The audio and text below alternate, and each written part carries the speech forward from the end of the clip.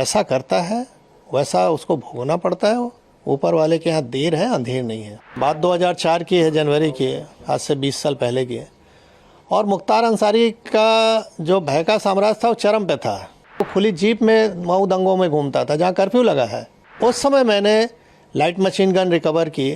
आज तक उत्तर प्रदेश में केवल एक ही रिकवरी है, न उसके पहले कभी हुई, न 20 साल हो गया अब तक हुई है। उसमें पोटा भी लगाया क्योंकि पोटा एग्जिस्ट करता था।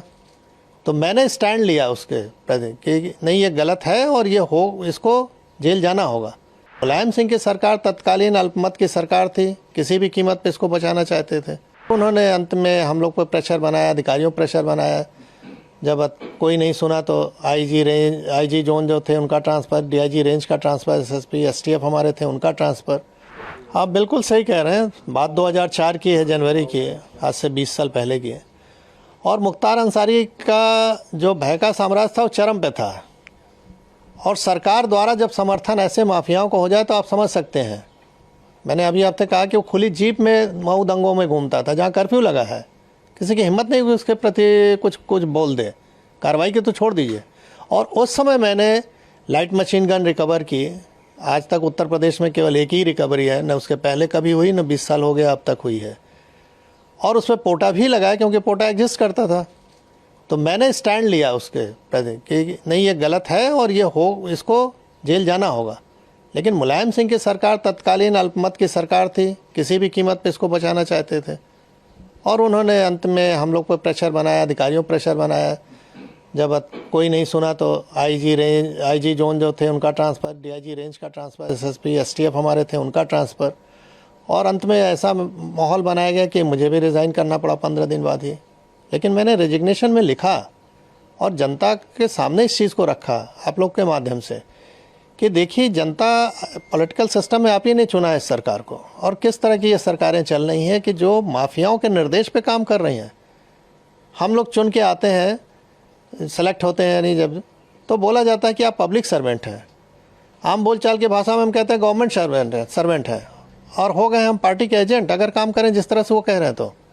तो ये गिरावट की स्थिति बहुत ही खतरनाक थी। धीरे धीरे इस पर लगाम लगा है। न्यायालय में अब निर्णय आने लगे हैं जो कभी नहीं आते थे, दशकों तक, 2-2 दशक तक नहीं आए, अब आ रहे हैं 3-3 दशक के बाद। तो स्थिति बदली है, नो डाउट। और उसका नतीजा आप लोग देख रहे हैं कि अपराध में कुछ भी हो रहा है।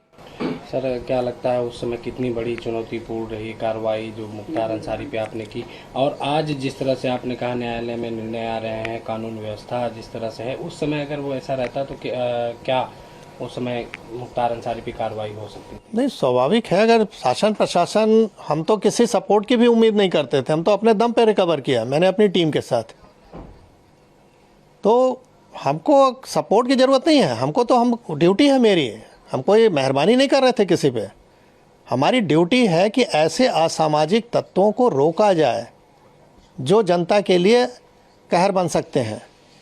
तो मैं तो अपनी ड्यूटी कर रहा था। अगर मुझे ये ड्यूटी केवल करने दिया जाता, मुझे सपोर्ट की कोई ज़रूरत नहीं। सपोर्ट तो सिस्टम बना हुआ है गवर्नमेंट के कि हमको फोर्स दे रखा है, हमको आर्म्स एम्युनिशन दे रखा है। तो हम तो अपना ड्यूटी अगर खाली निभा दें ईमानदारी से तो जनता को अपने आप राहत मिल जाए। कहावत है कि पुलिस अगर चाह ले तो पत्ता नहीं खड़क सकता, ये हकीकत है। मैंने एज ए डिप्टी एसपी, बहुत छोटा पद था, बड़ा पद नहीं था, लेकिन जहाँ भी रहता था 3 से 4 थाना क्षेत्र जो भी मेरे अंडर में रहे, उसमें किसी की हिम्मत नहीं है, मजाल नहीं थी कि कोई माफिया आके इंटरफेयर कर ले और कुछ वारदात कर ले। क्योंकि उसको मालूम था कि इस अधिकारी के मत्थे चढ़ गए तो हमारी जान जानी है, हम बचेंगे नहीं। आपकी कार्रवाई के बाद फिर आप पे दबाव बनाया गया? वही कि दबाव नहीं बनाया गया होता तो मैं इतनी अच्छी नौकरी क्यों छोड़ता भाई। जब मुझे लगा कि मैं अब कुछ नहीं कर सकता इन लोगों के सामने, तो कम से कम बाहर आके जनता को तो बताऊं कि हो क्या रहा है। शायद अगर हम नौकरी में रहे होते तो ये पक्ष कोई देख ही नहीं पाता कि किस तरह का दबाव बनता है। तो आज मैं जीता जागता उदाहरण हूँ कि इस तरह की सरकार अगर रहे चले तो कैसे आप जनता को रिलीफ पहुँचाओगे। अगर सरकार सही नहीं चले तो अधिकारी काम नहीं कर सकता है। तो मैं बाहर आके इस चीज़ को रखा, जान जोखिम पर अपने डाला, परिवार की जान जोखिम में डाला। स्वाभाविक है कि अच्छी नौकरी के बाद हम कहीं अगर नौकरी प्राइवेट भी ज्वाइन करने तो इनके कॉल चले जाते थे कि इनको निकालिए अपने यहाँ से। किराए का मकान नहीं मिलता था, रात में सामान कहीं लेके रख दिया तो सवेरे वहाँ से खाली करना पड़ता था। तो ये सब चीज़ें देखी, लेकिन अब उस पर ज़्यादा नहीं बोलना है। हाँ, ये है कि जो जैसा करता है वैसा उसको भोगना पड़ता है। वो ऊपर वाले के यहाँ देर है अंधेर नहीं है। 20 साल का समय लगा, लेकिन वो अपनी मौत मरा। जो डर दूसरों पे कायम किया था वो डर उस पर हावी हो गया और अंत में हार्ट अटैक से उसकी मृत्यु हुई। सर कहा जा रहा है कि मुख्तार अंसारी की मौत पर पूर्वी उत्तर प्रदेश में बवाल हो सकता है, माहौल ख़राब हो सकता है। मैं एज ए जो पुलिस का अनुभव मेरे पास है, शासन प्रशासन का, मैं दावे के साथ कह सकता हूँ कि कहीं कुछ नहीं होगा। इसलिए नहीं होगा कि लोगों को मालूम है कि अगर हमने कानून हाथ में लिया तो सरकार सख्त है, हम पे कार्रवाई हो जाएगी। और कोई नहीं है ये सब करना चाहता है।